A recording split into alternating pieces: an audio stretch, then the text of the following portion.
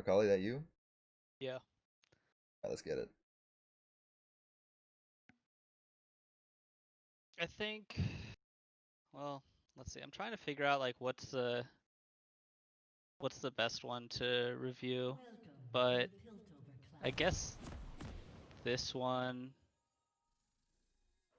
um even though like I'm really not that comfortable with Morgana support, I picked it because um my team saw Alistar and they were like, "Okay, play Morg." Yeah, Morg does counter AllStar. Or that's like one reason why I could see the value of the pick there. Mhm. Uh, I'm just fixing. Yeah. Okay. Oh, were you like? Oh, which pick were you? This- This is Clash, so Okay. yeah, so they had picked Alistar first and then I picked Morgana somewhere in there. Okay. In like first phase. This is Yeah. like Yeah. okay. Okay, Yeah, first phase. that's fine. I mean, because AllStar doesn't really. It's not a flex pick. You can only really go for it. Yeah. Okay. Uh, wait. Okay. So what? You said this is the game that you wanted to review the most. What are like the key things? Let's I mean, they're write those. they're like there are just like a lot of things that I need to get reviewed. But mostly I just want to like work on my laning, like specifically positioning, trading, and I guess also ward timing. And Um, yeah. so, that's like the main thing. Do you have anything else, or this is before like we discover anything, or like what? Uh, I mean, yeah. I mean, I could give you a laundry list of like my deficiencies, but I think those are the three things that I probably need to work on the most. Okay, okay. We'll go through and then we'll if there's anything like jarring or something that like I need to immediately touch on or ask you like most of the time I should be asking you. Sometimes I don't do this and it's not your fault. I need to remind myself not to do this. Is like they give you the answer. So like Mhm. sometimes I'll say, uh, if I see that there's something that you could have done better, I'll pause it and I'll be like, "What do you think I'm about to say?" I'll say something like that if that helps. Okay. Okay. You cool with that? Yeah. Okay, let's go. Okay, so the game plan here is like, what are you thinking? Like immediately, I run out to the tri bush and ward it, and then I stand by the red buff. Uh, okay. I mean that's a good like you have good intentions, but I don't think it's necessary to use one of your wards for it. 'Cause if you so one of like disadvantages of using like you'd have to ward if it was like a blitzcrank, but no one on their team level one can really like if you see them coming, you can just walk out. Only if they Mm, flash forward, then you can just flash after. But then yeah. they're yeah. I mean, Casson doesn't even do anything level one, and Felix also doesn't have an ability. But that's that's like something small. Keep in mind. 30 seconds until minions spawn. This and another thing is using the ward here is especially um whatchamacallit. It's especially punishable if you're going against things that you need to be reacting to. So like let's say they hit level 2 first. Like let's say you leash a little bit harder than they do, right? And Hmm. like they're also leashing or they don't even have to leash and they're in lane. If they get level 2 first and you don't have a ward available, if you're playing like sometimes and it's gonna be like I see this even in Diamond and like in Grandmaster. Sometimes even like Ezreal's can't react to it if like Alistar decides to combo them because they don't have it warded. Yeah. It just makes Yeah. it I mean, easier on both of you guys. it's yeah. Uh, But I mean, it's the worst. It's most punishing when it's double poke bot lane because then they can just poke and then just reset aggro. like minion aggro by going in the bush. But that's just another thing to keep in mind. It's like just one of the you can break down bot lane dynamics into like subsections of like class archetypes, and then after that it's like specific character interaction. But that's just something to keep in mind. Okay. It's just don't always do that level 1, especially if you don't have to worry about their level 1, or you can think about like, can their level 1 be ours, and do I have to ward it? Warding it means like you are for sure that you don't have to risk your life, and you're kind of like protecting your jungler. Yeah. So it's good against like Blitzcrank. Blitzcrank you almost have to ward. So just a little background. The ADC I'm laning with is hard stuck plat by his own description. Like you think he's currently plat 3. And I have literally just started playing support this year. Okay. And you played jungle before, right? Yeah, I was jungle and mid, primarily jungle, but I played a ton of Aurelion Sol and Ari and Malzahar as well, and Syndra. I used to play a ton of Syndra. What drew you to support? What inspired the change? Well, basically I've just been learning all of the roles that I don't play. So I've been playing a lot of top this year. I've been playing a lot of support, and I had previously made a Caitlyn only account back when Smurfs were more like when there was more of a reason to have them. Mm-hmm. Um, but once they increased the level cap like indefinitely, like I basically just left my Smurfs alone. But like I mean, I've played ADC in the past, so I'm still familiar with the role. I'm obviously not mechanically gifted enough to be great at it. And as you'll see, like my general positioning and stuff is pretty bad. But um, yeah, I mean, it's just like I just have never played support. I've always like every time I had played it in the past, like when I was forced into it, like I just hated the role, and so I just kind of forced myself to start playing it this year to get better and stop being such a liability. Oh, when you do get put into support, like in games where you get autofilled or something like that. Yeah, I mean, I just felt like I wanted to become a better all-around League of Legends player rather than Yeah, just like mid or jungle and that's it. Like I just I wanted to be flexible, especially like if I was going to play with people who were newer to the game, like be able to take yeah, on different roles and stuff, and also just like kind of understand the game from a different perspective because you know yeah. No, uh yeah, that's a great reason. And then people yeah who play Phil are usually like they have like the best game sense or like game knowledge, because I mean you'll see a lot of times there are people in roles where like they think they're doing well, but then like you don't realize that they could be like the way they're playing is very selfish, so they're putting like the yeah rest of their team behind, and they're like, oh, I just can't carry or something like that, or this those are especially the people that are saying that their role is bad. So it's like yeah the mid laners, or there's like someone I coached recently, my boy Shy Boy. yeah Um, so he played mid and he'd have like good KDAs, but it's like I'll use this as an example because you played early in Soul. Like if he plays like Rise and he's sitting at his tower and keeping it frozen right in front of it, hmm and he only comes out to like in winning fights, and so his yeah KDA looks nice, but right then the rest of the team is like they're laning against Aurelion Soul in every lane, yes just stuff like that. yes exactly So you would know in like you'd know stuff like those interactions, or like basically like how like a lot of different like champions just interact with you because of like yeah. you playing a lot of Phil, and those people usually, yeah, they make the best coaches, I'd say. Okay, so let's go on, unless you want to add something else. No, I mean we can just watch the Okay. red buff take and whatever. Um, I Also, mean I would say like as a jungler I am very objective focused in any role I'm playing. unless the enemy Sion pulls a flash over. Okay, let's. So this is why it's funny that you said that because they were actually trying to bush cheese us, Wow. but we totally knew about it, and I still missed the Q because that was great.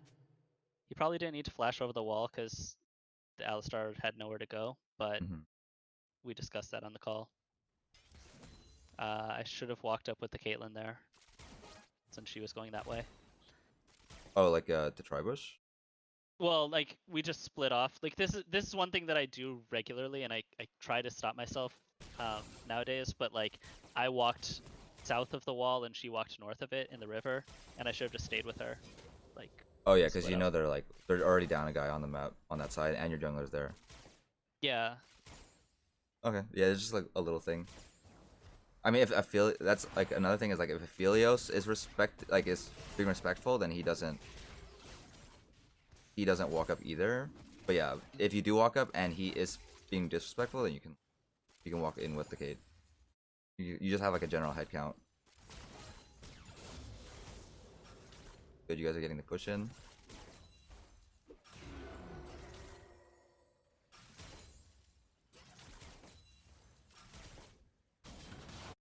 God, I need to remember how to stop the camera from doing that. You pause it. Yeah. So it's in the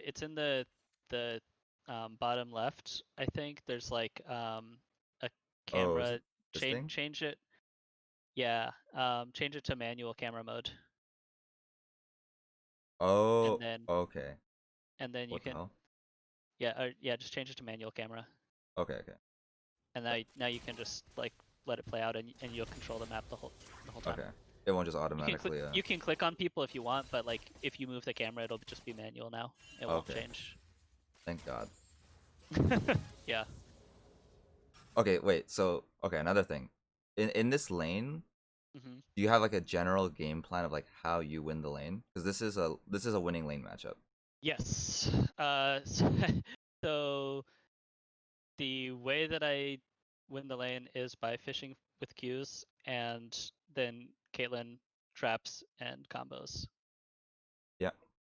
Basically, it's like you guys can always fish for something. That is a good answer. I would give that if we could grade it like these answers, I would probably give that a B or a B plus.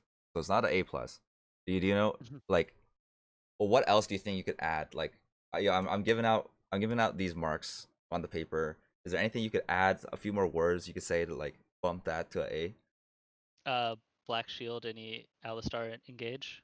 Yeah. So basically, like, you have the potential Oh, to so like like always push them in under turret. yeah Keep them pushed in.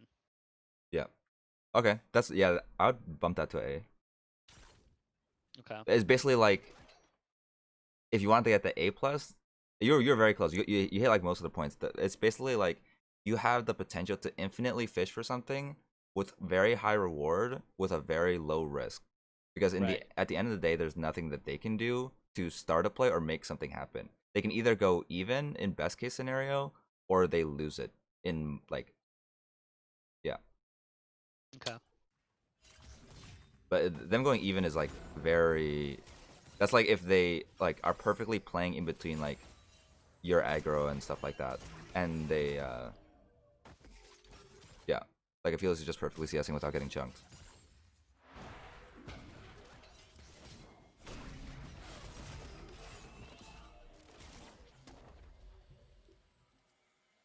Another thing is have you ever heard about like the triangle or the parallel lines of bot lane of like positioning? Yeah. Yeah. So the idea is that um, both my ADC and I can hit one target, um, and the other, and we try to keep Like that favorable triangle all the yeah, time, so that exactly, it's not, so it doesn't become the enemy and the enemy ADC and support hitting either one of us. exactly. Okay, that's perfect explanation. Okay.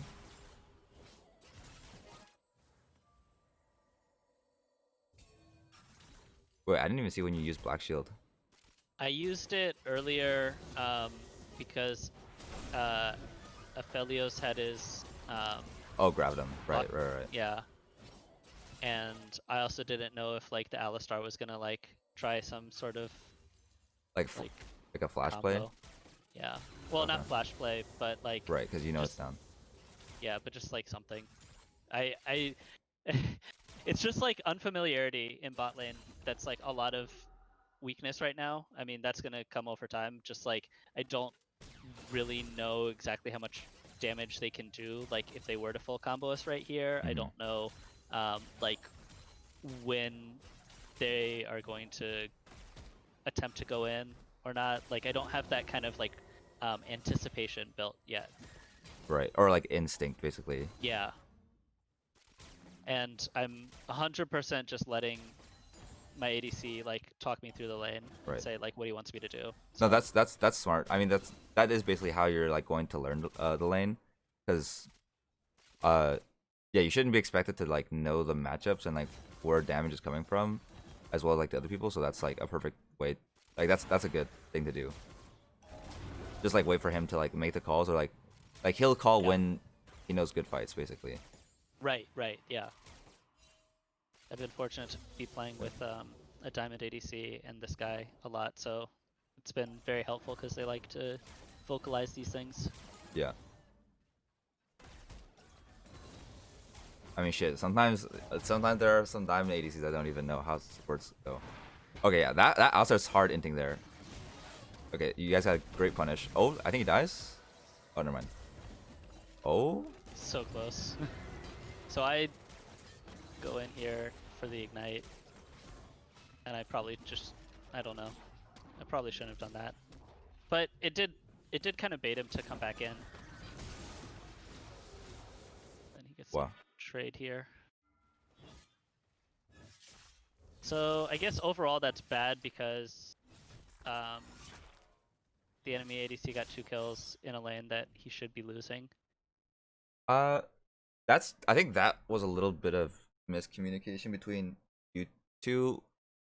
Like a situation like that happening, like was that guy just saying, "Oh, I got this kill already," but like it wasn't like Alsar had flash coming out, or Uh, or like what's the communication like happening over there during that play?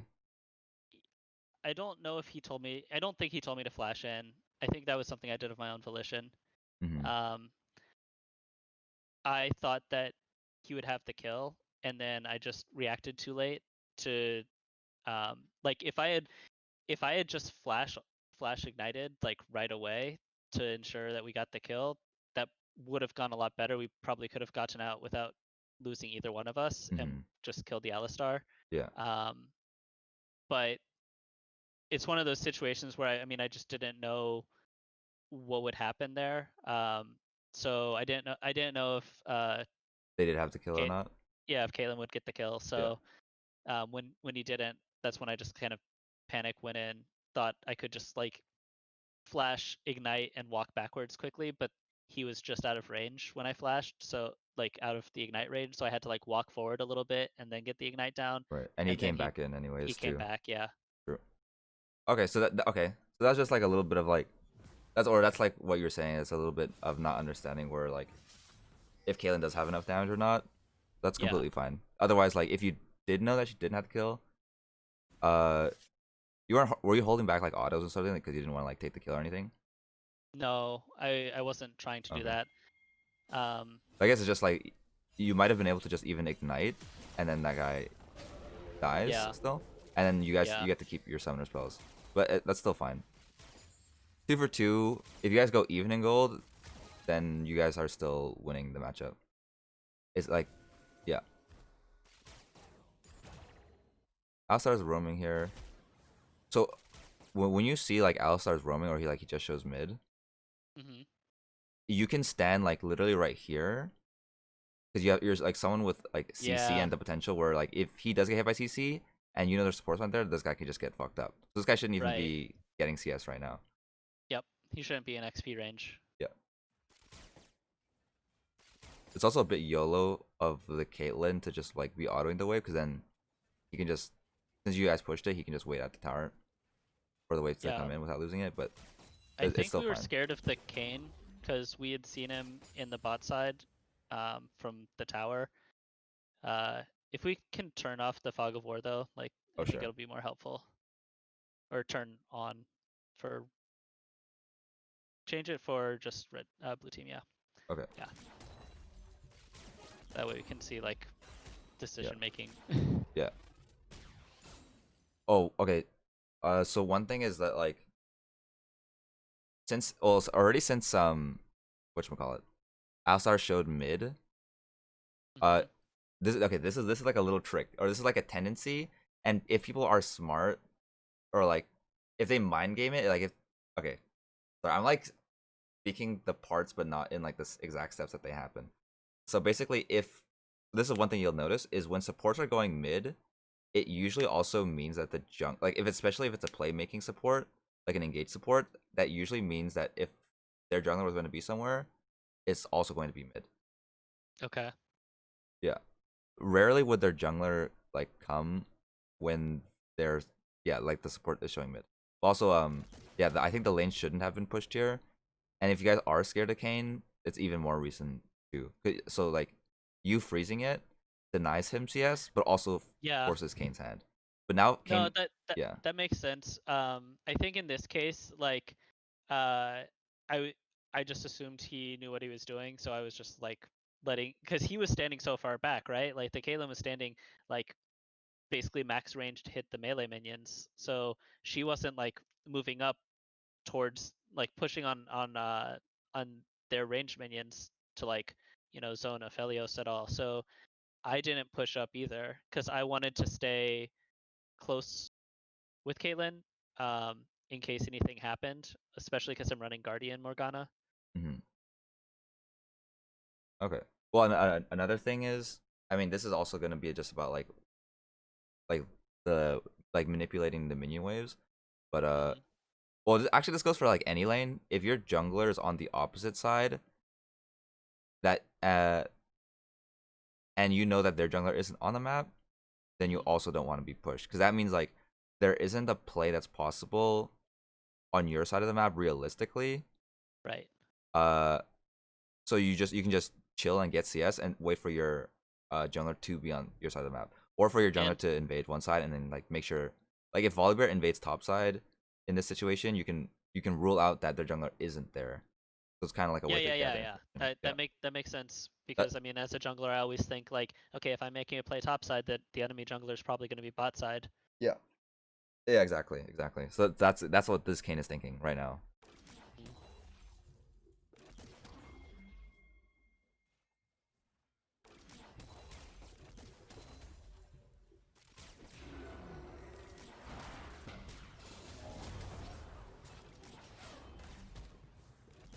Nice, good poke. Okay, you guys are seeing the Kled or the Kane recalling.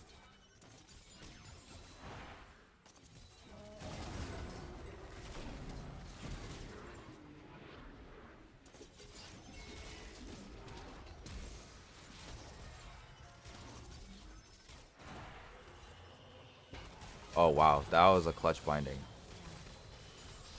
Okay, that was some good shit. Uh, it's also it's okay to what do we call it? I was going to ask. Well, you know like you if you pick Morgana, then you pick it to like Black Shield the AllStar combo, and it's okay if like because it's a pretty fast thing that you should like you can react to, or Hmm. people can't react to, which is fine. But if like you just got to be honest with yourself and your teammates and be like, I'm not too confident in my reaction time to Alistar's combo, so like Yeah, I told them that. yeah, okay. Yeah, if you're not confident on it, then like then the reason why Morgana counters it doesn't apply. It drops down Yeah, so significantly. you should like there could be better picks in that case then. Like it's fine to I yeah. 100% agree, and I told my team that, but they were like, "Nah, nah, Morgana, you'll be fine." It's the reason why I haven't played more Morgana because I'm not confident that I can Black Shield reaction. Like I can't react Black Shield. Right. Okay. Yeah. That's just that's just you like really believing in what they're saying, but they're like under or overestimating it. Yeah, I mean, I was trying to get them to pick like anything else, but It's chill. I mean, you're doing most of the things right. It's just like it's just that uh is the only thing. Like your Mhm. bindings are good. your positioning for the most part is good, and it's better than theirs. It's better than theirs. I mean, it could be a little better, but as long as it's better than theirs, which are like the people like the people that you are going to be playing against, that's all that matters. Yeah, I guess that's true. Because if it's better than theirs, if you and the other support play 100 games of like just this, you're gonna climb.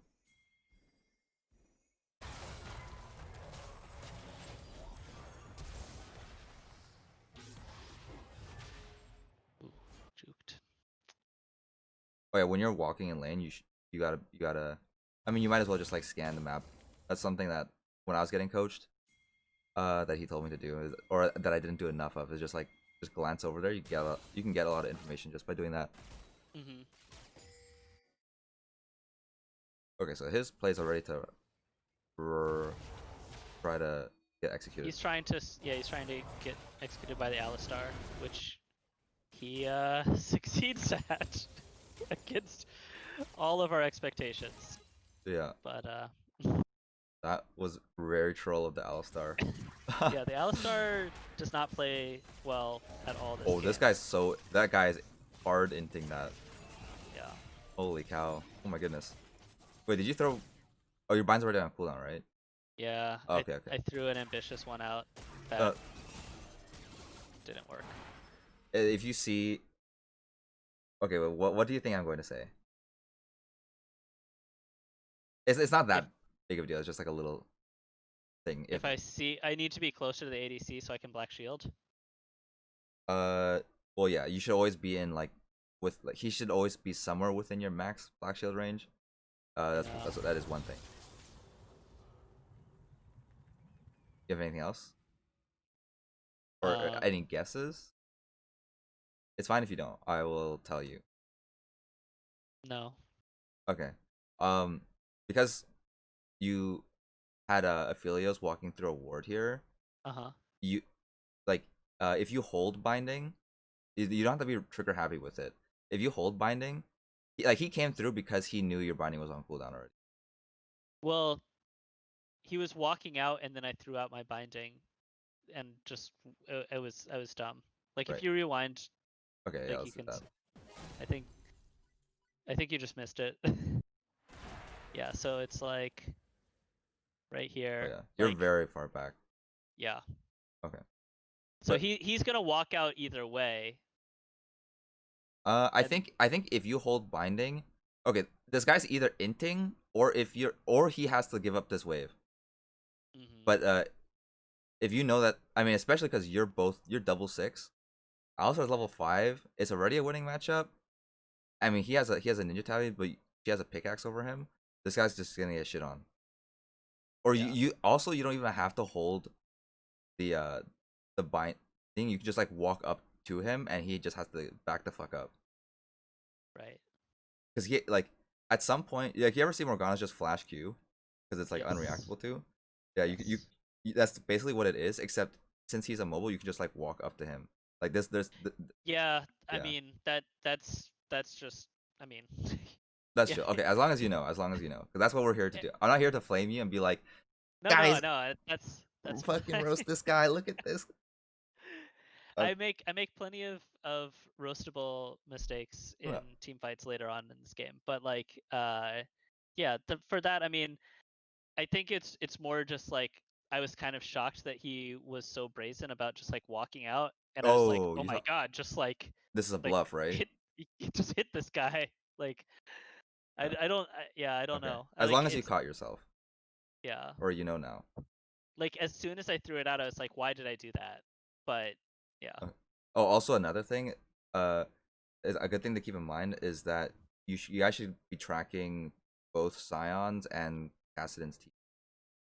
Maybe even Cassidon's or Scion's ultimates too, because that could Yeah, also change the whole dynamic, especially when I you're don't think pushing we in did like that. that. Okay, well, you know now for next time. That's more like of a team thing. Like everyone Yes. should be like, yo, like what are the TP timers? But Yeah. yeah, so it's not just only your responsibility. It's just, but good thing to keep in mind that you could be the one person that does it, and then it'll like even help everyone else a lot. Great binding there. Force of 5. Okay. Hey, let's go. Okay, good shit. Good shit. That was a good play by you. Did you call that? I mean, I hit the binding and then I just went and did all those things. I Okay. didn't call anything. It just Yeah. That's just part of the thing of you can fish infinitely yeah. to like, and it's just a win, like And win-win. he's really smart and good at following up on things. He knows that I'm gonna do that kind of thing, and so he's ready. Okay, that's good.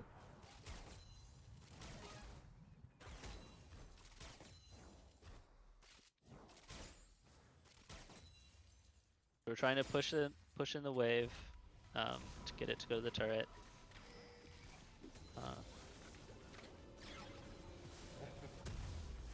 Damn, the AllStar got back so fast.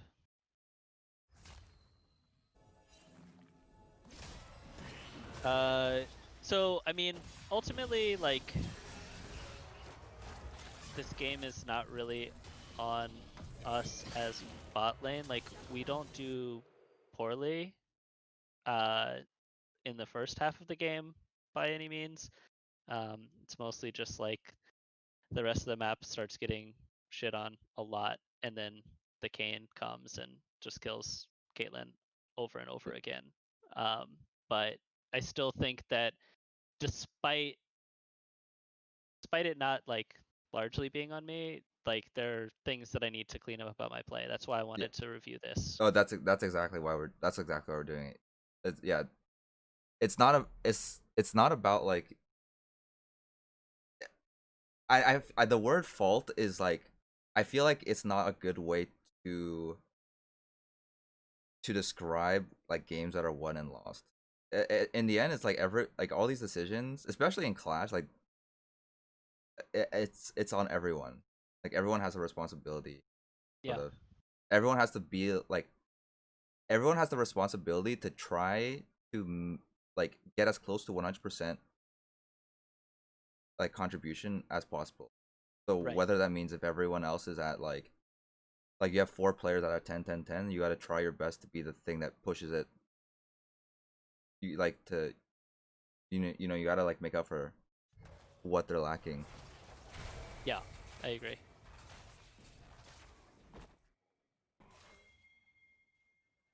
So I'm like the I'm like finding the words or like analogies to like explain all this stuff, but I hope I'm doing okay. No, I get you. Here sometimes you'll see since you didn't see Alistar, you could like walk up with Black Shield. I mean this is Mm. fine, you made it out, but you'll see Morgs do that a lot when they're face checking. Yeah, no, that's a good point. That did not occur to me even once this game. So yeah, I gotta like. It's so bad because like when I play Morg mid, I do that. Like I black shield when I approach bushes, but like when I'm playing Morg support, like it's just like being in support. Like I am so much more prone to panicking and stuff just because I am in such an unfamiliar situation. I see. It's very difficult for me to watch the map when I'm playing support compared to if I'm playing any other role. Um, or I guess bot lane in general, like ADC too. Like I'm trying to look at the minimap at least once per wave, but it still doesn't happen all the time. I'm walking too far away from him right now. Oh yeah, because you couldn't Black Shield him here. Yeah, So I have to black shield now. I would say It. in general Mm-hmm. you gotta like okay you have like a good idea, like you gotta Black Shield the Alistar combos, and you should be Mm-hmm. fishing for poke because it's just like it's good to fish for poke with Morgana. That's part of the reason why you pick her a lot of times. Um, but then at so like since you have like 2 goals, you should also put them in a priority order. So first Okay. priority is keeping the lane like neutral when like their only way to come back is if they get a play off and you get ganked or something like that, right? And they have like more people. That's the only way they can disrupt it is to cause chaos. So Okay. and the way they make that happen is if Volibear or if Alistar gets combos on you guys and gets the initiation off. It's the only way a play can happen. But if the play is denied already, and the lane goes back to neutral, then you guys will keep like accruing a lead. So Okay. so why that ties in here is because you prioritized getting the poke off, but you Yeah, left your ADC open. that's So right. you like swapped the where they are in priority. You put poking above black, like always having black shield ready Yeah, because you saw I went into that bush to go around the minions to get a good angle to land that binding, which yeah I did land, but at the cost of of this Alistar being able to happening. combo. Yeah. And the black shield was obviously then late. It did save him from getting stunned here, so that was good. But yeah. Oh, is this? I Okay. think. Is this the play? This is like the the last time that something good happens in this game. I think. Oh, maybe not this time. No, it is this. That's right. Everybody comes in. Holy crap. So Sion canceled Kled's TP.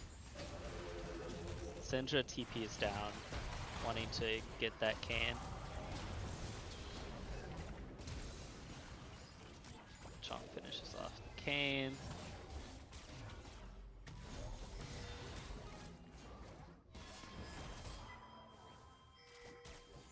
Okay, you still have Ignite here. Yeah. Okay.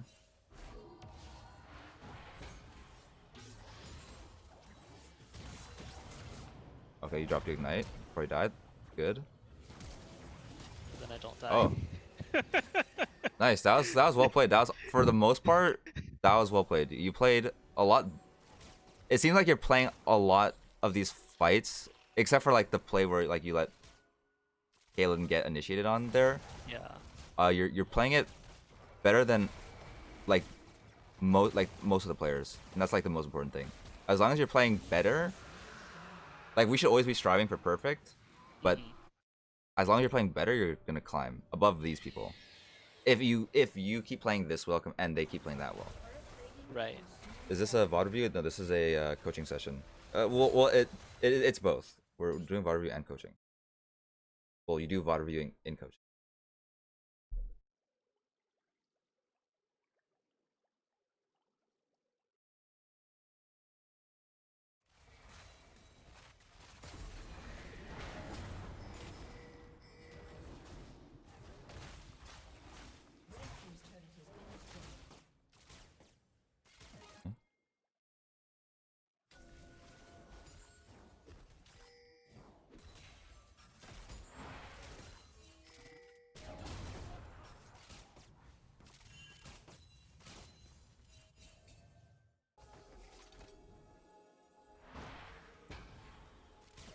Yeah, Kate, I mean, like, I've seen the power of Kate Morg against me, so I kind of understand the blueprint of what we're trying to accomplish Mm-hmm. just naturally, but like, I think other bot lanes are significantly harder to like understand like that, so um, Blue team's turret has been that's destroyed. just something that I'm gonna have to work on. Yeah. No, yeah. Kate Morg has always been like a pretty safe blind pick, or they usually have the least counters. Whoa, whoa. Holy shit. Yeah, we were like, whoa, why are they getting so aggro all of a sudden? And obviously it's because Did Kayn is nearby. what were the comms like? Like We you guys just he said we let's shove them under turret again. Um, we didn't talk about Kayn at all. The possibility of Kayn. okay. It was bad. Okay, this is just a situation where like also like making sure you are tracking their TP advantage. Okay, you guys traded 1 for 1 here already, which is good. Yeah, we were happy He about comes out that. stunned. Oh, but Caston is thirsty, dude. Oh, binding. Wait, I need to see if you had binding up. Down. Oh no, it's down. It just missed, I think. Yeah.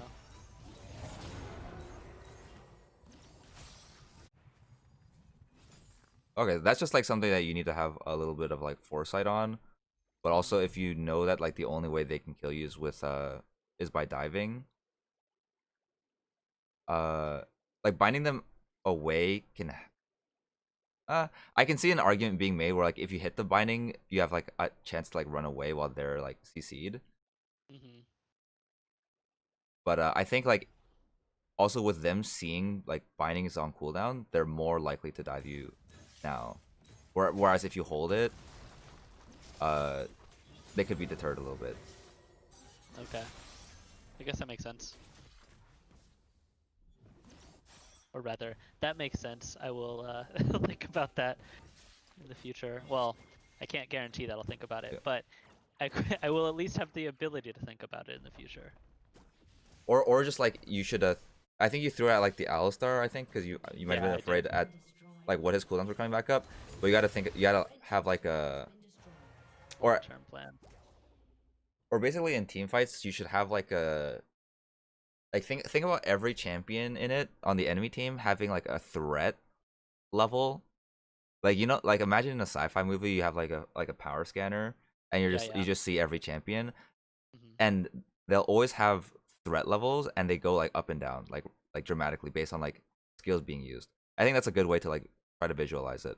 So like Okay. in that bot play, Alistar with his combo down, he drops from like a level. Let's say it goes from 1 to 10.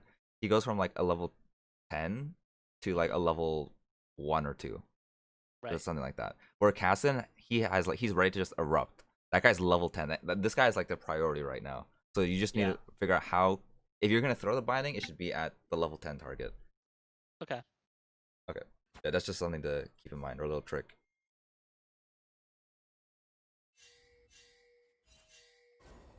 Okay, so here since you know that this wave is pushing out and they're grouping up mid, you don't have to escort the Caitlyn or well, ideally you guys are like already have flame so you have someone who's safer to side lane, but yeah, you should be at the mid play right now. If you see like their side lane, if only their jungler's on the bot side, there's rarely well like you being you being bot kind of alleviates or allows them to pressure mid more Hmm. basically. Uh yeah, but I can see your like your reasoning is probably because like you can try to save the Caitlyn from Kayn if he shows up. But usually having your ball lane, this is like on you and the Caitlyn. Usually having your ball lane in the side lane when it's after laning phase usually means you sacrifice up like vision control on both Herald and Dragon, the two neutrals.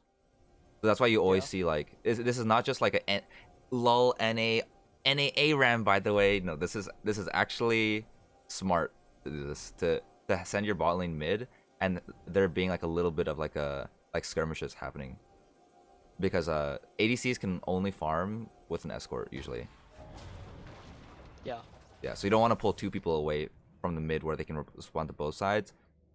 If you have them in a side lane, uh, if the ADC is alone, they're just gonna get shit on by like anyone in a side lane. So you need support, but if you have the support there, then you're outnumbered elsewhere on the map, and they can just attack whatever side they don't want or they want So to.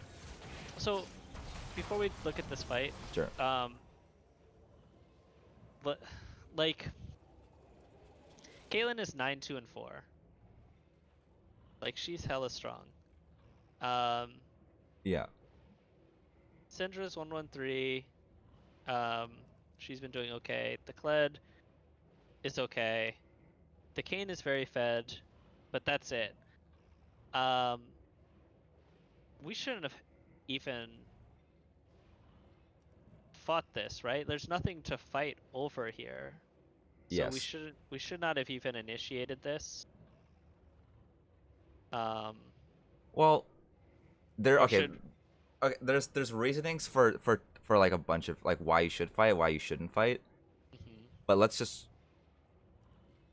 okay. So well, you can say what you want to say first, and I'll and or you can also try to say what are the two reasons or what are the reasons why you should and why you shouldn't, and we'll just like and we'll weigh it afterwards. How about that? Yeah. So I mean, so the reason to fight would be to so Caitlyn just bought uh with all of her money advantage. She's a full item up on the Aphelios. Um, the uh, like the Kane just got a kill, but I don't think he has. Yeah, he hasn't spent that gold yet. So we are significantly stronger in theory. So we should take this fight because we should have a gold lead on everybody. Well, except in the jungle. Um, Yeah. so that would be a reason to take this fight. Um, Also, we see everybody, so in theory, we have the You have your more stats. we have more stats, and we see everybody, so like there's no chance of surprise. Like in theory, we can foresee all of the outcomes of everybody's spells and play out the fight properly to get a full team ace, hopefully with like only one or two casualties. So that would be a reason to take the fight. But the reason to not take the fight is they are better set up right now um, for the fight because they see us all coming, and so they're like ready to go, um, and uh, we don't need to take this fight because we already have an advantage, and um, we could. Well, I guess I don't really know what else we could do here. I think that might be why we decided to fight.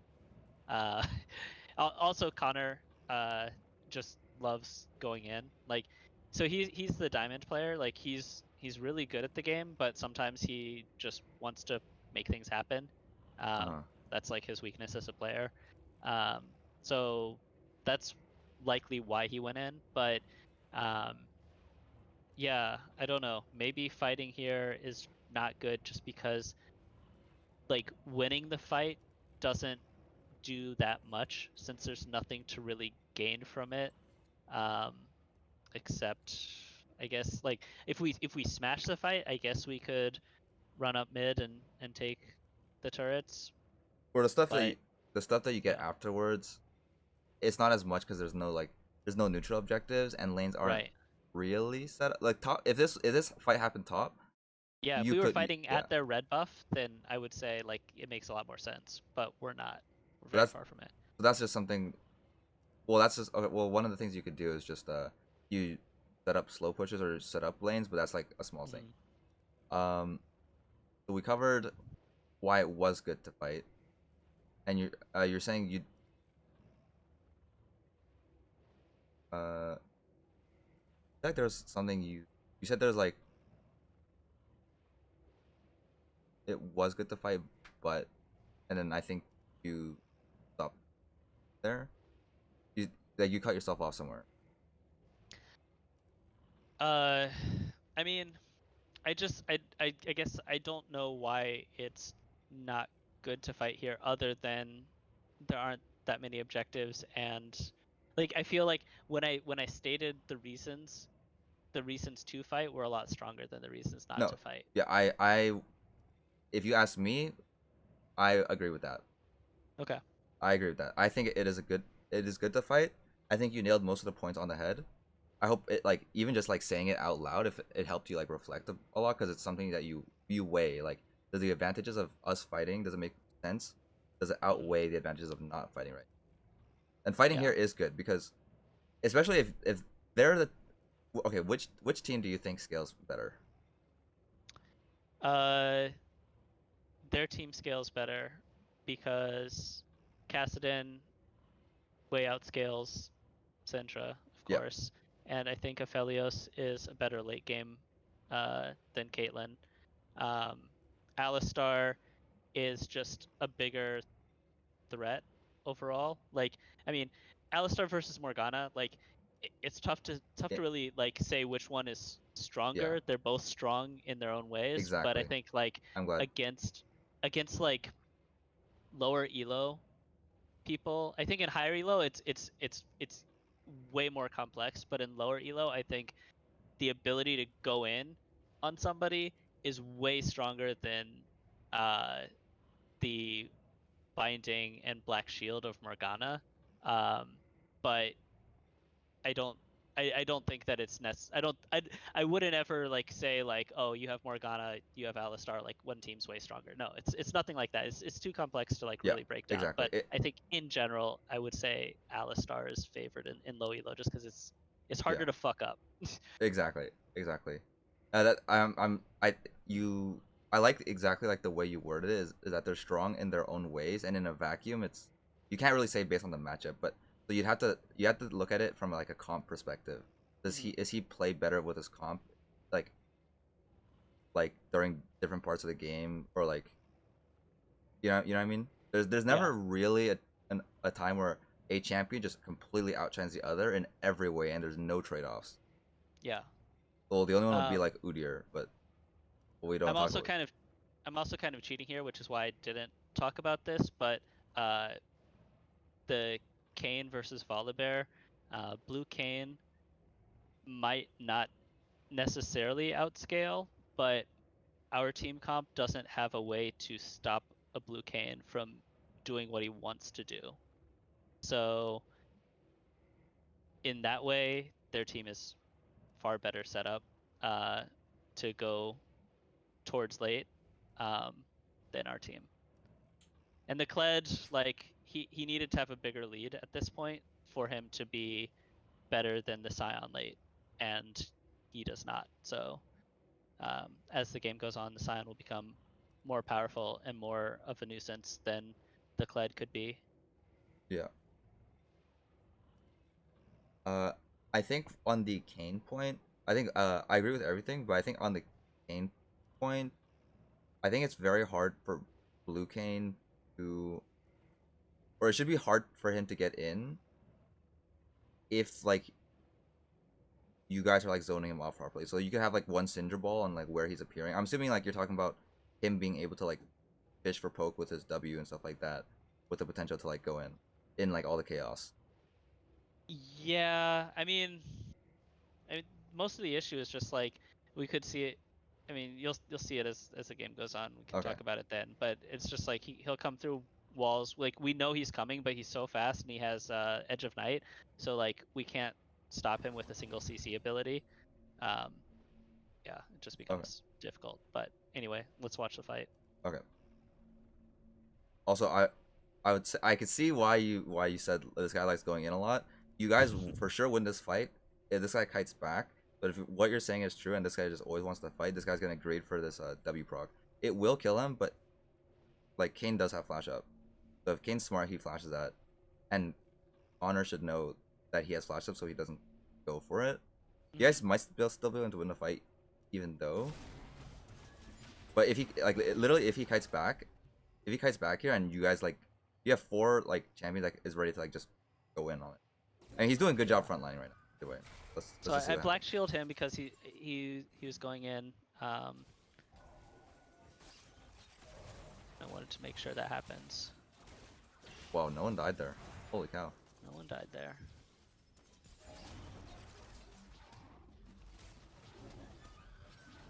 Okay, they're giving up the way to mid. Yeah. I honestly have like forgotten the rest of the game after after that one good play that I made, and then everything else is just kind of like a sequence of disaster.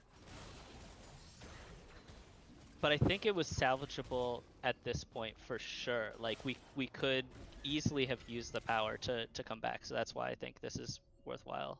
Yeah. Holy shit. Also this this is the worst case. This is very unfortunate positioning here.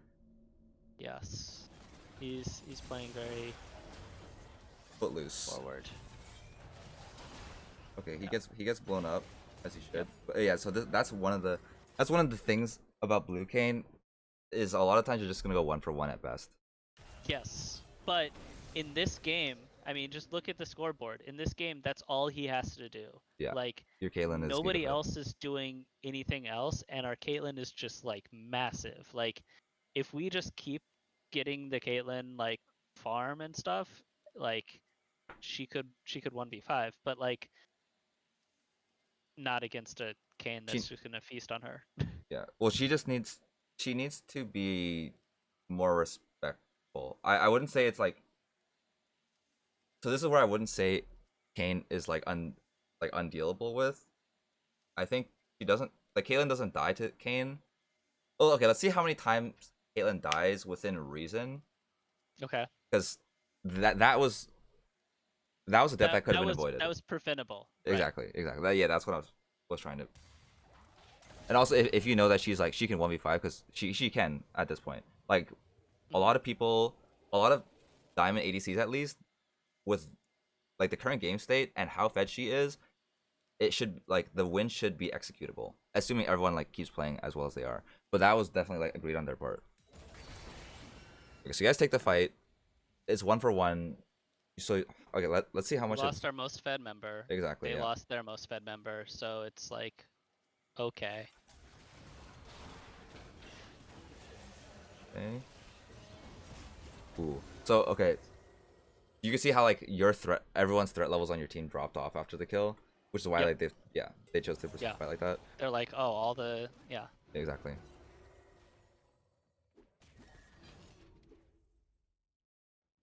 Okay, I'll just.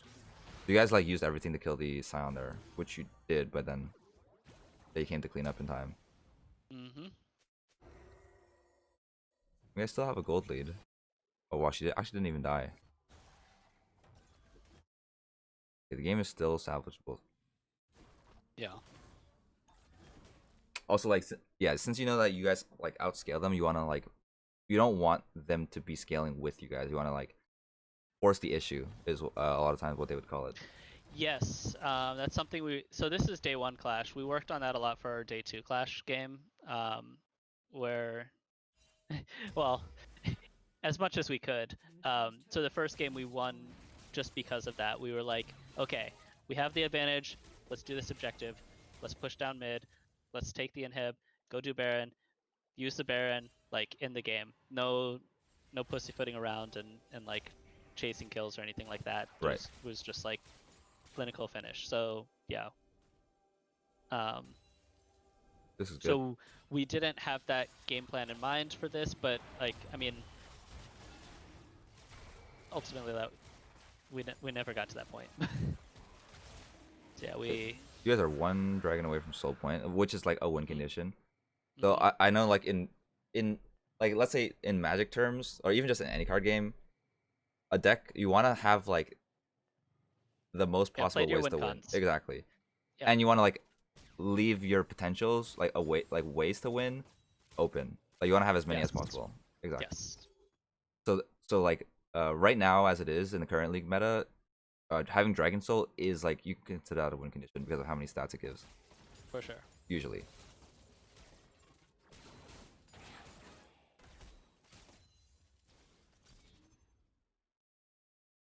Okay, this is well, okay, this is gonna be a team thing, but your 3 stack is consisting of three squishies right now.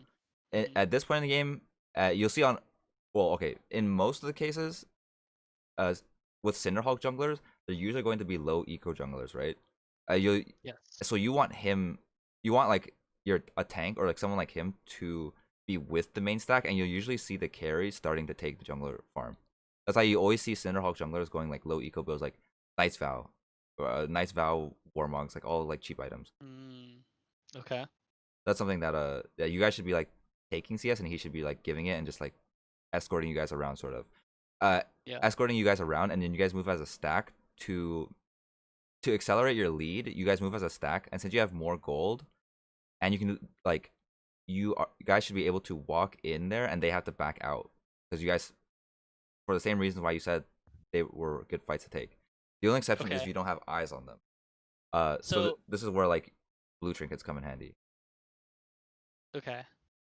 Yeah, and he should have gotten a blue trinket already. He normally does, but Yeah. I guess he just forgot to.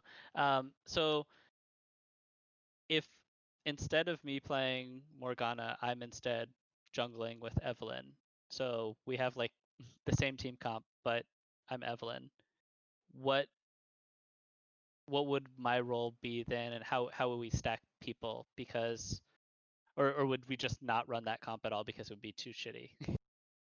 Like like you're saying if Connor was playing Morg support and then you were playing jungle and instead of Volibear it's Evelyn. Yeah. Um, that comp would be pretty shitty. You'd probably have to win through. Let's see here. Would you guys win 1-3-1? Oh, it depends at what point on, but I Well, Eve can't split push at all. yeah, no, she's definitely not one of the. Eve is usually going to be someone that's shadowing, and then the enemy team has to be factoring in her on both sides of the map, which is like where a lot of her strength comes from, is the permanent invis. Yes. Yes. So with Eve existing in the game, you would make Scion have to concede a lot of farm, or like you would get your Kled super ahead, and then Kled, your side laners should ambiently be the answer, or be utilizing Eve's kit to where they should be getting ahead, especially because Cassidy is so weak, like early on. Hmm. Um, Okay. yeah, stuff like that. But yeah, having no tank against people with like you two reliable engage tools, three if Aphelios has Gravitum, uh, that is when having no tank is very detrimental, because at that point anyone on your team can get engaged on, and it's a good engage, and you can't expect normal human beings to be able to do the damage they should be doing with their champions while at the same time dodging every ability. Okay. You know what I'm saying? Yeah. Yeah. So that, yeah, there are ways to. I'm saying like there are ways to play it out, but you're not doing yourself any favors. It just makes it very hard. Hmm.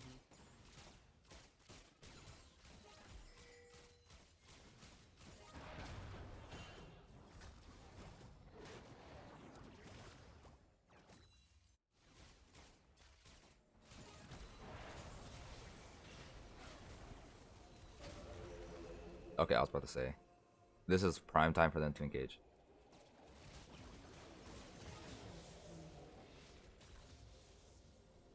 Okay. Wow, their team was really scared for some reason. Actually, I need to see that. I need to rewatch that. This app. Okay, wait, I need to see when sign alts.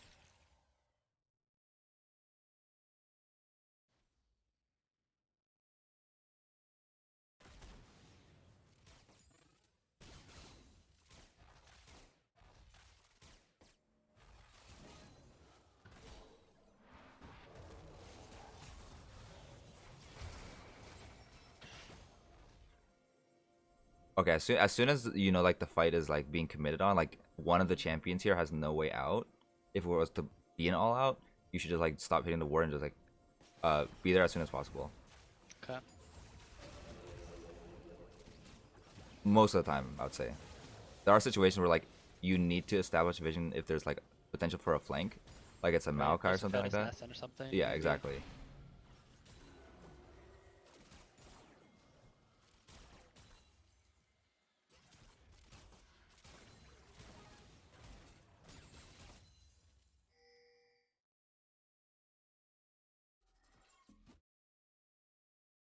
Okay, that's gonna slow push in. This is something like everyone should be checking, like power of the waves and shit like that. Okay, Yes. Cassin was assigned to that, so you already have one dead. This guy, you guys can just move in and they need to back the fuck up. Like, give your team some fucking space, or they're inting. Okay, they didn't get, yeah, they didn't give you space, so they should die here. Yeah, we were calling for the Kled ult. Nice, that was a good call. Okay, huge. Casting can't participate, and also well, he should have caught the wave, but okay, this is a bit split. So, Yeah. We we told him to do Baron. He just was like, no, I'm gonna go mid lane. We're like, okay, I guess we can do this without you, but then he comes. So I move out here just to establish vision. Like, can you not see how many wards I have? uh, I have none. I have none. okay, Yeah, because you can see on the AllStar that he has two. So I have none. Yeah. okay, So okay, I was just establishing vision with my body. right.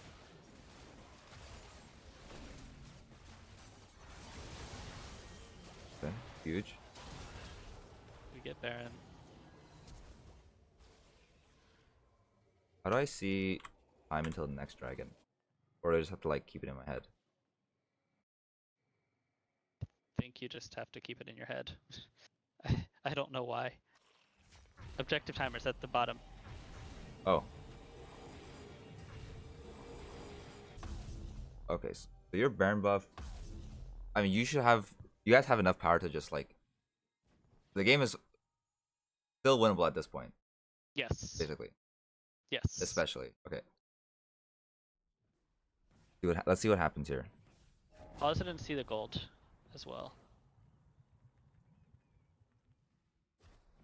So I'm just curious, like how everybody's doing. So mid lane, there's a decent lead.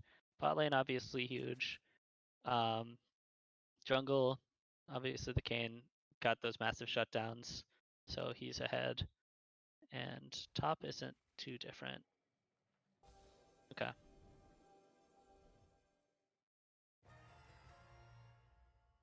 Okay. I don't know why Nice. I'm walking away from my team. think I think we were talking about going mid, and then everybody wanted to go bottom, um, to support Kled. So that's why I was going over there. Okay. So then we have a TP coming in. That was good, by the way. That was what I was gonna say. We already called it. Like you walking away from your team, but also like this play in itself is already kind of disrespectful because you guys are positioning as if they're going to handshake on them taking a losing fight. Like why would they, like entertain that? I see. Yeah, Maybe that's a good point. maybe you guys were. I'm hoping that you guys were also thinking that. You guys like didn't want to go down anyways because they're just gonna back off and then the play's like whatever. I didn't want to go down at all, but like that. I mean, I should have gone down with them anyway because you always Yeah. stick together with your team. Yeah. A lower tier plan is always better as if everyone follows it rather than following like a higher tier plan. Yeah.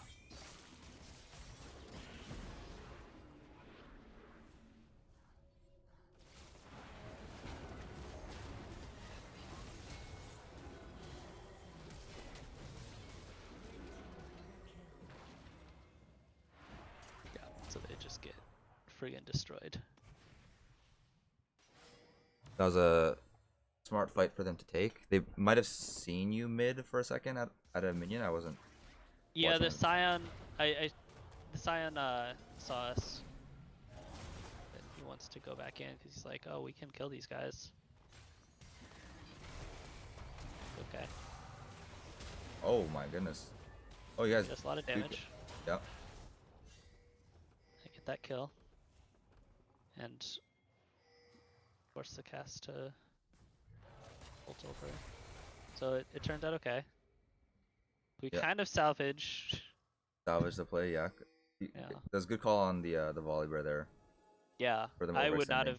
I would not have done that. Yeah, because you didn't know if they were all there. Yeah, exactly. Like it's like yeah, there are just two of them, but we just saw four of them. Like That's kind of like, so he's playing based on what he thinks they think, basically. yes. Okay, this is huge. Oh, you guys get the ocean soul too? Okay. Yeah, we get the Let's Ocean go. Soul. So this is why Sunday we played all of our games with like, okay, close this shit out because we Right. got the Ocean Soul, we got the Baron, like, you know, there's no reason why we shouldn't win this game.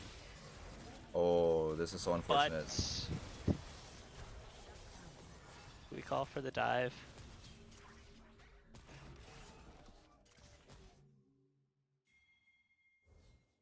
Our mid laner gets assassinated.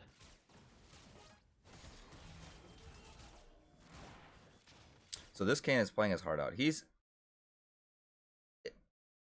basically their only hope if he just if he keeps not getting focused. Yes. I think that was a bit of an overcommit by you guys, but that's also on everybody. Like anyone could have made the call to like watch for Kane, or someone needs to be holding something for Kane. Like in this case, you could be like holding your binding for Kane. So he has to respect it, and if he doesn't, then he just dies when he comes in, or when But he he's like. got Edge of Night, Okay, well then so someone has to proc it, or you can call for like someone to use like one thing to try to proc it. yeah. Because if you hold binding, then he can't do damage. If he does damage and you have binding up, and he has no edge of night, which someone should be procking, then that guy dies. Mhm. So you throwing bindings out, is making your threat level low, and especially to Kane, that you having a low threat level means that his threat level is that goes up. Yes. Yeah, basically just you got to be saving it, like, or you could be one of the people that could be saving their abilities to deny Kane from wreaking havoc on your team. Yeah, enabling the Syndra stun.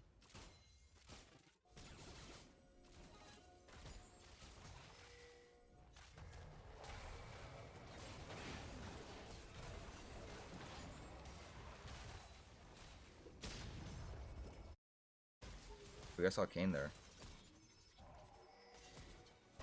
See Kane's coming. I don't think we noticed that at that point. Oh, you didn't see the Kane on But the upward? yeah, nobody called him out at least. So let's fight down. Okay.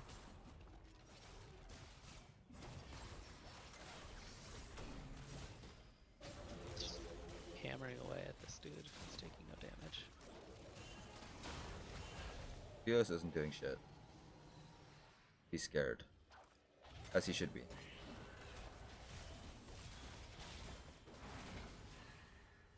Okay, free pick. Yep. Free pick Ocean Soul. So everyone on the enemy team needs to back the fuck up here. As long as you guys just stay in formation. Holy shit, that guy doesn't give a fuck. This Or Caitlyn. Caitlyn. He's Yeah. fed as hell, but he's very fragile. Okay, he's going Death Dance, but still like there's no real reason to be up that far. You can just move in with So sad about that. That binding, he literally like frame perfect got away with that. Ugh.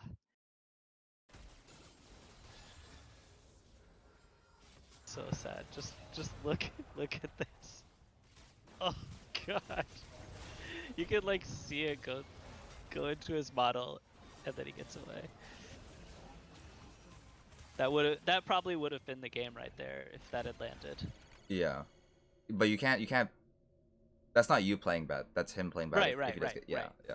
Yeah. But yeah, He outplayed he almost outplayed threw the me by game doing that. for the team, Yes. his team. I would word it like that. He almost threw the game for his team. Okay, the two beefy boys are on him. And okay, let's just see what happens. I'm gonna slow it down. Yeah. So you got the damage off on Caitlyn. So obviously enter, heal. The binding's still on cooldown.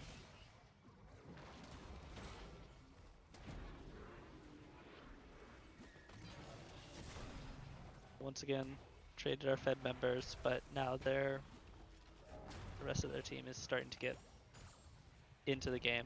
Yeah. With the time that Kane bought them. Yep.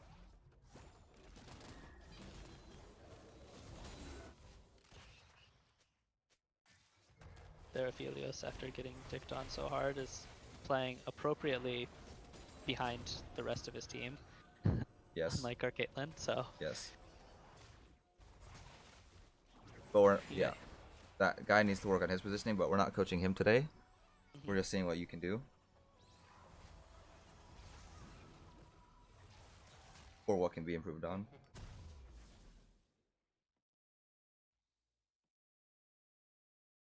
Wait, oh, you guys still don't have any scrying orb. Or is my thing bugged? No, I think that's right. I mean, I don't remember seeing any scrying orbs. Okay. So Connor is an ADC main, but he defers to Chong and lets Chong play ADC instead, because Chong only plays ADC, and Connor is like he plays mid and jungle just fine too. So Okay. um, so he would he would for sure have a scrying orb at this point. Oh, we got a scrying orb Okay, on Syndra now. nice. That's especially useful for people on the. You get those on the characters that can't face check, Mhm. just Yeah. because. Yeah, just so you can like rotate based on how fast you need to think about how fast the enemy team can be doing Baron. So if they do it slowly, you can go like you can sometimes get away with one scrying orb. If they do it kind of quickly, it just goes from like slow, medium, fast, and that will. I mean, you can have 1 to 5 scrying orbs based on how fast the enemy team can do it. If they can rush that shit and you still can't face check, you could even you could go 4 scrying orbs and it would be fine. It'd be smart. Okay. Okay, so this potentially a good pick on Aphelios here. Let's see. My binding is wide, Oh, but nice. he gets the stun. Oh, okay, Aphelios executed.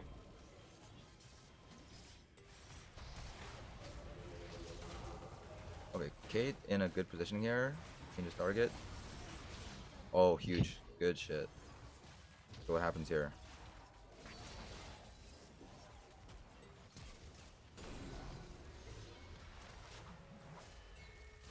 Okay, nice. Bled held ult for that. The Q. Guy's gone. Yeah. So we turn back to helping out the ADC.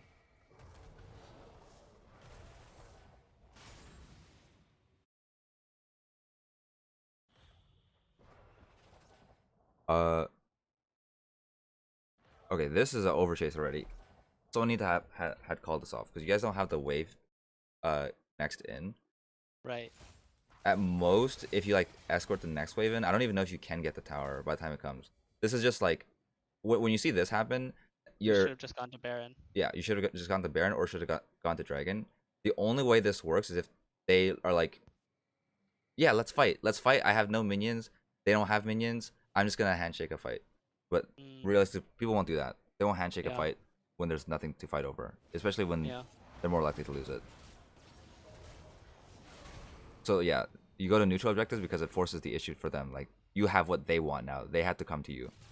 If they're not gonna come That's to you a good way to anyways, put it. yeah. 'Cause right now I you never don't really have. thought about it like that. I just thought about it as like, sieging turrets is difficult. Yeah. That's basically what a lot of League boils down to is you want to make them have to make a hard decision between like you want to try to give them a lose-lose scenario. Just trying to Yes. pick the worst of the two. So despite that, it works out, and now we go off in here. Elder is up.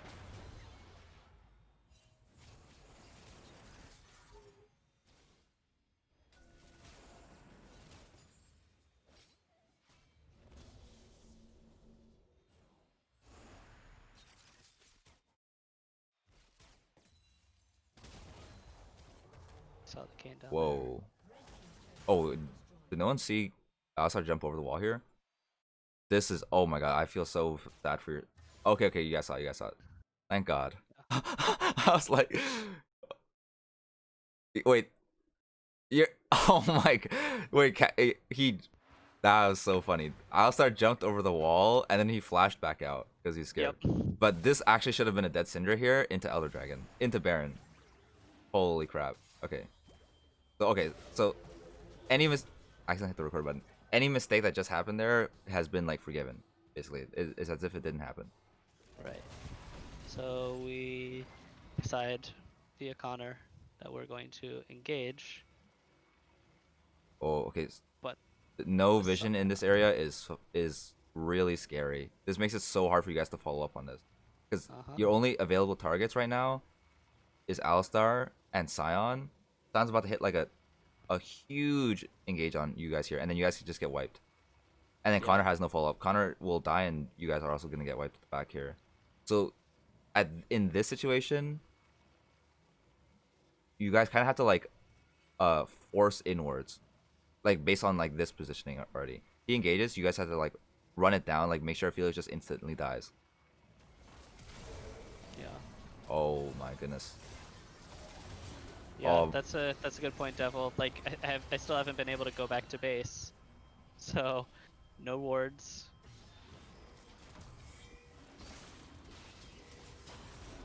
Okay. Oh, you guys do get wiped here. Uh-huh.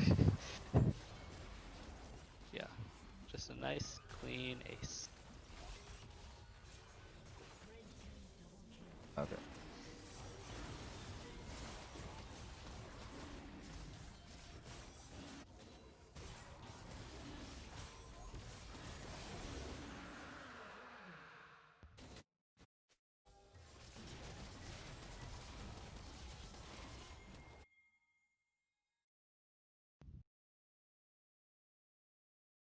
Red team has slain Baron Nashor. Okay, as soon as you see that, I would just stop walking in. Mm. I feel like since they just cleared it, I just wanted to get a vision there in case they started coming in that way. I see. Yeah, I I guess it's knew I wasn't gonna walk past the blue buff though. Like, okay. Okay, okay. yeah. I was just doing the mental math in my head. I was like, okay, it's unlikely that they're going to be already to the blue buff Yeah, you'll be there by in that time to time. safely ward. Yeah. Well, Casson is 16 now, but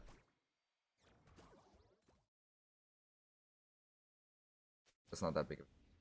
It's fine. But yeah, I mean, I see your point. Like, I was thinking about that in my like when I did that though. Mhm. So we see Kane. He loves being there. Okay, I This is I definitely see what you mean by this guy loves fighting. yeah, Wow.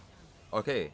but it's good. We get a nice clean kill, and Oh Castan is God. level 16.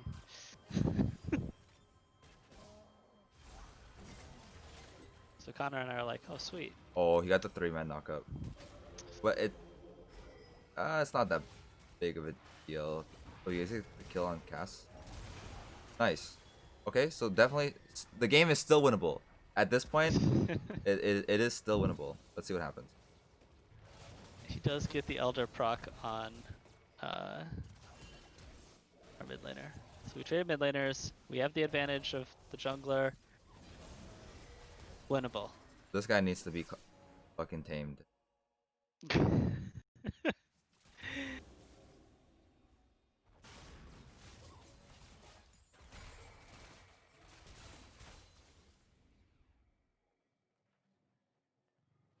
I Okay. have never liked this particular thing, what we're doing right now, going up.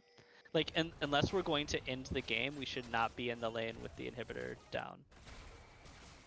I don't see what the point of this is. Like, like what you said earlier, like, we're not forcing a fight over anything that they want. Like, there's nothing here that Yeah. they want, that there's nothing here that we want. So it's just like, we're just here You're positioning wasting time. for you're positioning as if they're handshaking a bad play or they're willing to take a losing fight. Yeah. Yeah. Yeah. And meanwhile, like, there like yeah, so we had an advantage and then we just All right. didn't do anything with it. Yeah. That just comes down to like I can see an argument being made where like if you're used to playing against we'll say like disrespectful players, Mm-hmm. players who will handshake that, you can get accustomed to people commonly making that mistake. So you guys are positioning as if they will make that mistake. Yeah. I'm hoping that's what it was. I mean, anytime that people are listening to me and I I tell them not to do that, then we don't. But like, I everybody that I play with fucking loves going Fighting. in. Not just fighting, but like especially that when the open inhibitor or the downed inhibitor is there in like the mid lane, they love going to that lane all the time, and I'm just like, why? Why are we here? There's nothing to be gained from being here. Right. So now well, if you have you do have a say in these. So like you should be calling Yeah, out that now. Or at least you yeah. know now. I If you should be more vehement about like, no, let's go do yeah. something worthwhile. Yeah. If they're saying like why, then you'll explain like there's not like why would they're not going to take the fight. There's no reason for them to. So Yeah, you go to something where there's something that they want. yeah. No, that's good. Give me some vocabulary.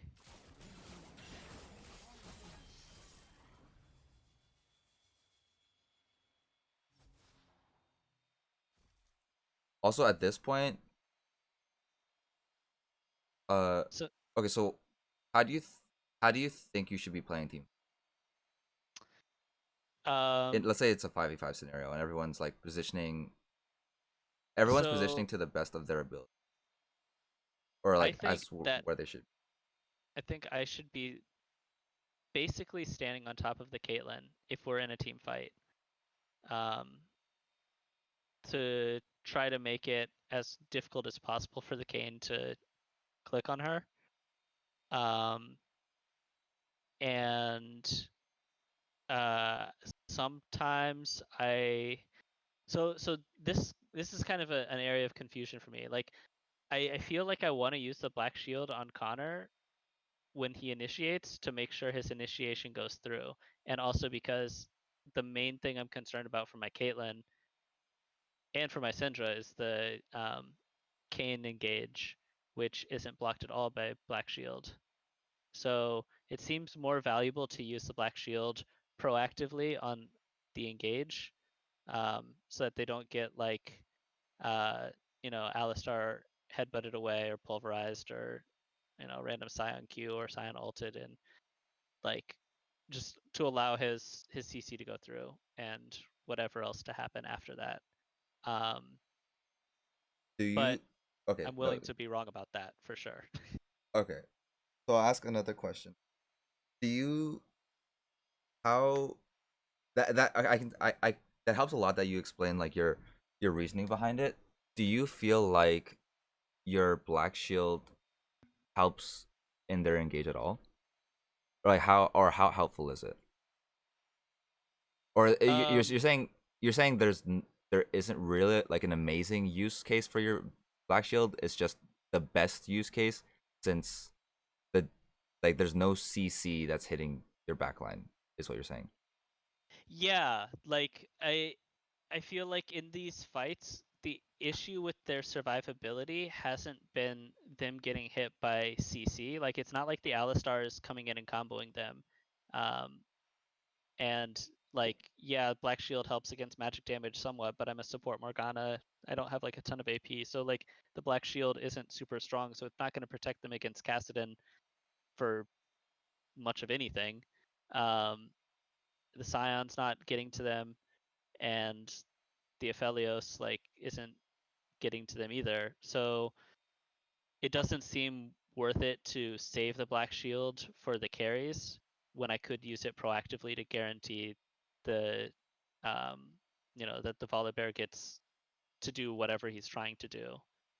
Um, so that's like my rationale. Like after watching how the fights have played out, like I'm I'm okay using the Black Shield to start a fight, and then by the time it comes up again, uh, maybe at that point it will be useful on the carries. But like I don't think that in the immediate beginning of a fight it's that useful to save for the carries.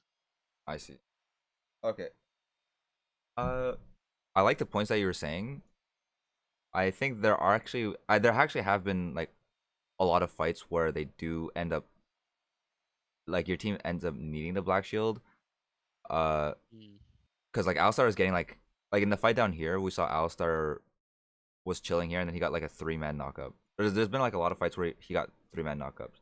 That's like a combination of you guys clumping too close I and actually had the Black Shield up when he got the 3-man knockup, and it was by the Wraith camp. like you had it available or Yeah, it was it was off cooldown, okay. just a misplay. Okay. Well, yeah, as long as you know. Um, what you call it? It's also so that brings me to another point though is so if you use black shield like that, how do I explain it? It's like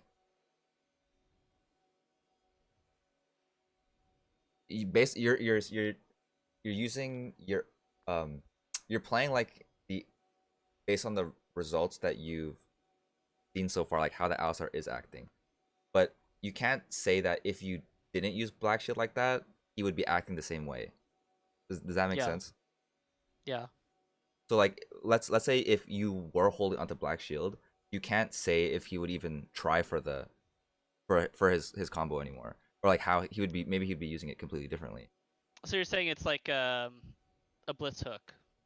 Yeah, it might be Like some. Yeah, it might be something where you could hang it's on just to it, and it could be forcing different behavior exactly, just by threatening its presence. Yeah. exactly. Yep, No, I yep. get that too. Is this a coaching session? It is. Coaching session with my boy, AllStarAkali. Doing a VOD review of one of the games. Okay, this is scary because for a long time you guys didn't see them. But we also don't have any flank wards here. True.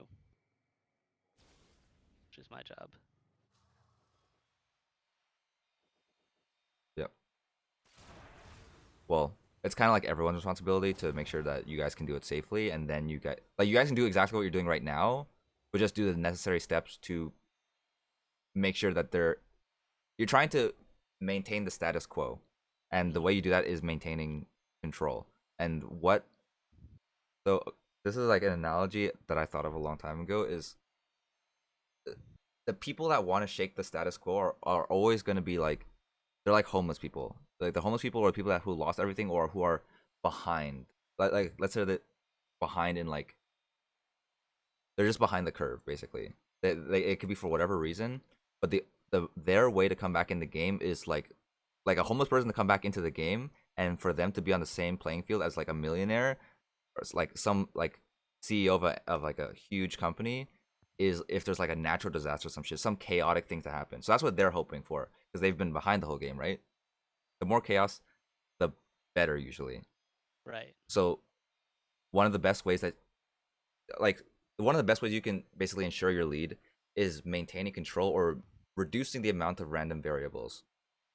This is what we call like this is what we would call a high variance play, like what you're kind of doing right now without pushing in without having flank wars, and then there's two very big spots where you can get flanked from like their top side jungle and their bot side jungle. So you could reduce the variance basically with just like vision control, and then you can still play how you're playing right now. Okay.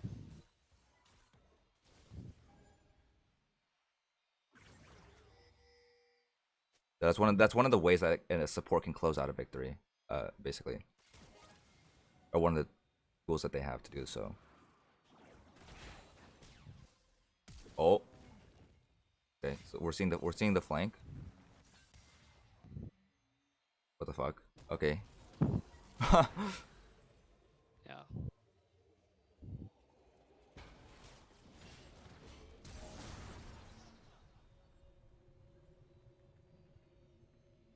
Gain flash. Okay.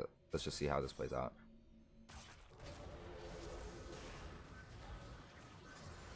Nice. All eyes on Kane. Your Syndra's gonna get assassinated here. Yep. We're all leaving her to die. Okay. Okay. Here, your Black Shield is still available. Yeah. Okay.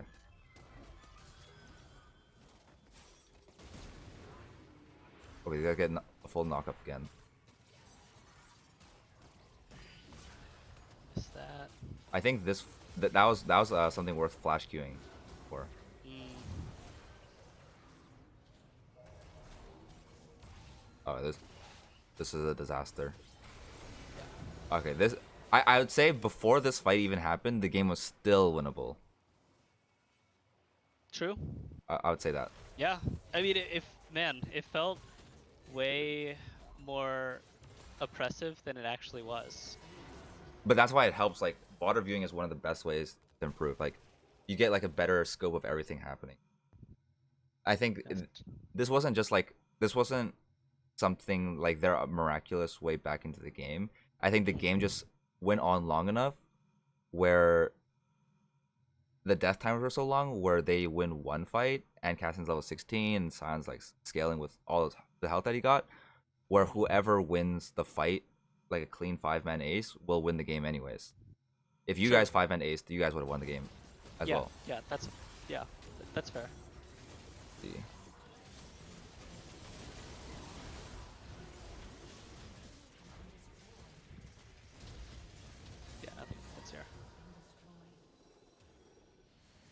Okay.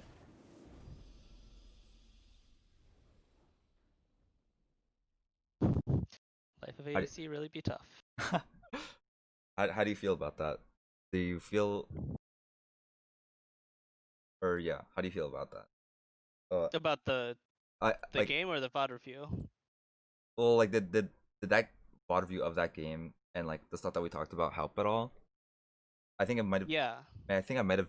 I should have written down jot notes, or you can also be writing down jot notes. I mean, I can also just rewatch the VOD. Yeah, that's true. That's true. I should. I should actually be highlighting these. Yeah, you should. Yeah. If you ever want to put them on your YouTube channel or Yeah. something, you could do that.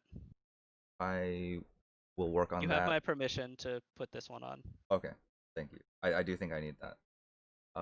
Also, oh yeah. Well, let's make it like a list of like the biggest things that we think, or that I think you can work on, or that you should work on. Okay. Uh, the first the first thing is definitely um your positioning, but I think we already covered that. But that's Yeah, so maintaining. make sure I'm always within E range of my ADC if I'm playing Morgana, and prioritize keeping the lane neutral to positive rather than stepping out to try to attack the secondary objective, which would be fishing for a better Yeah, um, binding. yeah. That is one of the things. That's kind of like you're answering. You know how to answer the question, but you uh I think it would also be helpful, or even more helpful, if you also ask yourself the whys. You know what I mean? Like, I'm not. It's more helpful to learn why is 2 plus 2 equals 4, instead of like, I know 2 plus 2 is 4, but if I get presented with two Mm-hmm. plus three equals 5, or if I get presented with 2 plus 3, I don't know what that equals, because I only know how to answer the question. You want to learn how to like, or solve it, if like based on like what variables kind of change. So I think like the thing that to keep in mind is not specifically the Morgana into Alistar matchup, which is something that you learn, but I think it is more so you need to be thinking like, why is this Playing the win con for the lane. exactly? Why is this a counter matchup? Why do people consider it a counter matchup? Why is this statistically a counter matchup? Why do we have a higher percent win rate? And like, what are the main things that need to be executed on? And having a list of an order of priority, basically. So like black shielding, denying the Alistar is the only way they come back. If you deny that, they have no way back, and then you can infinitely fish for your bindings, and you can just win the lane through that. Basically, Mm-hmm. you just fish for that infinite. Um, So I think I did a better job of that in the support solo queue game that I played today, because I played. So I picked Senna, um, and here I guess I can look up who it was against. But I picked Senna first and then my ADC was last pick, and he picked Kog'Maw, and it was against Ash Lulu, and so normally when I play Senna, like I want to be like fairly aggro and like getting in their face and like procking my support item and getting souls and things like that. But um, they were positioning in a way that made it difficult for me to do that while maintaining the triangle, right? yeah, So um, I played a much more passive Senna than I normally do, and focused on, just getting the souls that drop, and sometimes healing Cog, but mostly just like, I would Q when I had the option, and W when I had the option, but like I wasn't getting too aggressive, because I felt like the primary win con for the lane was to let the Kog'Maw farm and be safe, yep, rather than like trying to force any plays or like get them to half health or whatever at the cost of my own health, because I felt like there wasn't going to be any advantage to be gained from doing that, um, compared to like the huge advantage that is a fully fed cog late game. Exactly, exactly. That is a perfect way to put it. It's like, do you really need, like, why why do you need to be solo killing your laner to win this game? You don't really Yeah. need to, which is basically what it comes down to. Like the Kog'Maw is going to Kog'Maw accomplishes his mission if he is allowed to freely scale. Like that is a win condition. Kog'Maw is Yes. like an infinitely ramping card that has to be removed by the enemy team. So like Zed would be murder. I think it was. It's just kill enemy Yeah. creature. And Kog'Maw Yeah. is like, I don't know, some infinitely ramping character that needs to be fucking removed. And yeah, Yes. so you played that correctly. I mean, you guys both are like super scaling lanes, and Hmm. you guys are already guaranteed to outscale them. Yeah. I think I played a Senna game yesterday that also went well, but I played it. Yeah, I played it with a Sivir against a Draven Alistar, and uh, that lane I felt like they were not being aggressive enough to handle my aggression combined with the Sivir boomerang. So um, that time I was a lot more proactive about pressuring them, and I think that worked out well too. Are you talking about a different game? Different game. Yeah, it's just a normal. Yeah, that one 4-3-20. I wait, could you repeat what you said? So we're against this Draven and Alistar, and normally like a Draven is super aggressive. Um, so from level 1, uh, I saw that the Alistar took some bad trades with us and was sent to half health. So the Draven wasn't able to play um, as aggressively as Dravens usually like to do. So I focused on just like pressuring them back to the turret.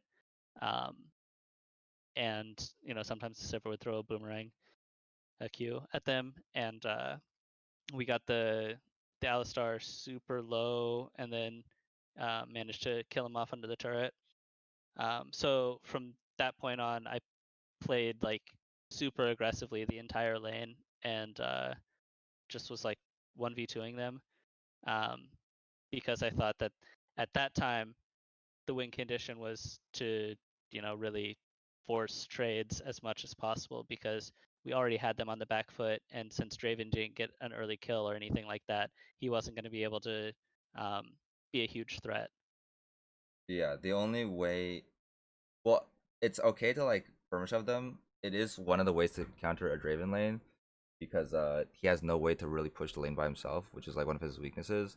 You just have to make sure that Okay. you're establishing vision correctly, where what you're doing to exponentially increase your lead isn't also something that is volatile. You want to like reduce volatility or like variance.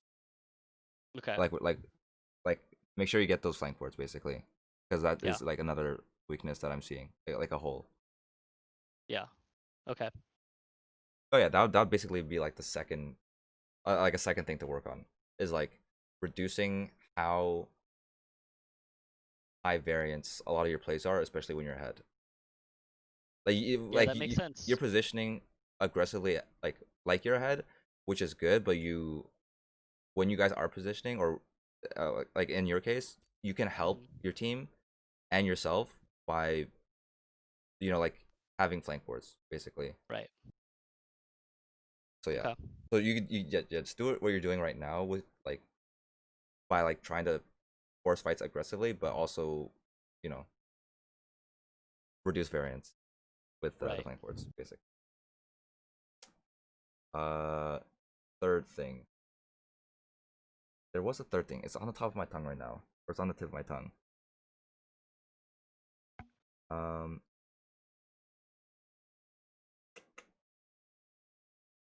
it's somewhere in the watch. Uh, what was it?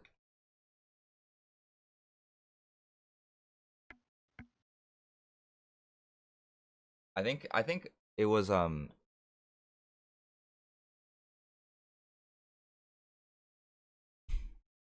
if I think it was if you see like a bad play, you, I guess you just gotta help calm down the people that are going wild on your team because the players like Connor or like the volibear, I think he was Connor. He's like Mm. this is kind of like a team thing, but also from like sometimes they can't see things from the other perspectives, right? So, like if you're seeing like you can't follow up on his damage, then he's kind of like baiting each other. Like I guess from his point of view, he's got to be thinking like I'm ahead of this guy. Why shouldn't I be able to just run up at him? Like we played the early game better than he is. So Yeah, if I keep fighting him, he has to he either knows give. that's a problem. He says that when he jungles, like we had this like almost same situation happen in a micro level in a game the other day where um, he went in to gank for his top laner and just like 1v1 died because he thought the top laner was going to come help him, but the top laner was too far away and he's like I should have, that's on me, like I should have seen that you were too far away and not assumed you were going to be able to come in and help. um, so he's aware of it, he's trying to work on it, but he still obviously, as you see, has these instincts. Yeah, I would say, okay. So I would say it's just like being a. I think you're too not. What's the word? Too not confident in some of like That's true. the things that you know. I think you're putting a little too much faith in your teammates sometimes. I think they're baiting you a lot of times. And like if you know better, you know the saying with great power comes great responsibility. You have like the power of and in this case you have like the power of or like knowledge to know better, but you're also not using it. So you could kind of say that when these plays do go poorly, if you had like the knowledge to prevent it, you might have been at fault. This is why like I use the word fault like very it's it Sparingly. yeah. Yeah.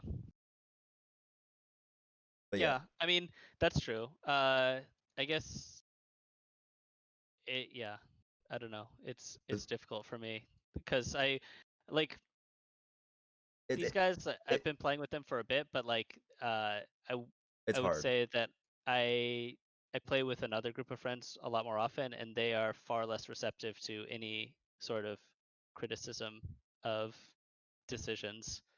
So Uh, I've just kind of like let things happen. yeah. I mean that's just not real. That's not your fault at that point. Like if people don't want to listen, it's fine. And like one of the things with league is like especially the people who believe in like a league hierarchy where and there's like this happens to a lot of people I know uh where it's like someone that's low elo will say the exact same thing that someone at high elo will say, but if like the low elo person says it, everyone's just like, "What the fuck are you saying? Are you Oh stupid?" yeah, yeah. But then the high elo person will say the exact same thing a few minutes later, and they're like, "Oh my god, why didn't anyone tell me this? This is like a godsend." So it's like the male female dynamic in meetings. Yes, basically. I mean, at Yeah. that point, you just gotta like not pay it any mind, basically. But I feel like there are a lot of times you do know better. You just gotta be a little bit more confident, bro. Okay. Yeah, I think those are the three big things I think you should work on. Okay. All Yeah, right, I can do that. all right. How was that? You feel like that helped? That Yeah. bothered you? Yeah, definitely. I mean, Phew. yeah. I think there's like a lot of just like generally like micro things I need to improve on, but like those just come with time rather than things that I should like really beat myself up over, like not using the Yeah, redemption in that fight as Devil called out. Um but I don't really buy redemption on yeah, anybody, so it's like maybe the 12th time ever that I've purchased that item. But yeah, I gotta. I think focusing more on like the general decision making is is how I can improve. yeah. No, I think you're doing good. I think I like you're making the right strides. And a lot of times when I like there are a lot of times in the VOD review where I paused and you said like you got a lot of A's. You got a lot of A's in that VOD review, Akili. All right. You should be proud of that. You got a lot of A's where I paused. You said what I was about to say, and I continued because I didn't need to touch on it. You immediately called yourself out, and that's like one of the beauties of VOD reviewing. Like you'll be able to see things without the pressure of like being in the game. You know, because Yeah, there are things that you don't see while you're playing because you're like thinking about how to win and play the game forward. From here, you're not playing the definitely. game; you're just watching yourself play from a perspective point of view. Kind of like how when people like we're Twitch chatters and we're watching LCS and like, wait, this guy's just hard inting. Yeah. Well, we also have fog of war Yeah, advantage, that's but yeah, I mean, I get what you're saying, but like that's really helpful to hear. I think it's a lot more helpful than maybe you realize, just because it means that like I have enough of a foundation to actually VOD review myself and improve yeah, dramatically from it, rather than absolutely. you know like watching a VOD and just being like, shit, my teammates are all trash. Yeah, there's a lot of times that's very common actually. People do that a lot, and Yeah. that is there. Yeah, that is not a good way to rod review. It's like, well, uh, guess this roll shit, like a lot of people do. But yeah, Yes. yeah. All right. Right. Thanks a lot. I don't want to, you know, No, it's we've chill. It's already chill. taken up like 2 hours of your I stream or just wanted whatever. to So I just wanted to make sure that it was helpful. Was it too